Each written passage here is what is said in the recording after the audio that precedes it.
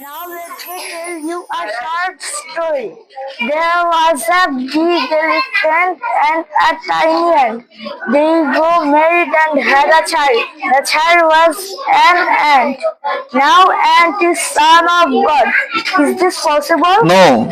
In the same way, Allah is big and great, while Mother Mary was a very small compared to Allah. So how can Jesus be the son of God? Jesus is only the son of Mary. Some people say Jesus is the son of God because he had no father. But let me ask you, who was the father and mother of Adam and Eve?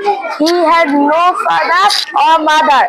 Allah can create without father and mother, like Adam and Eve. Allah can create without father, like Jesus. Allah can create with father and mother, like us. So Jesus is not son of God. Rather, he was a human and a prophet, just like Muhammad sallallahu alaihi wasallam.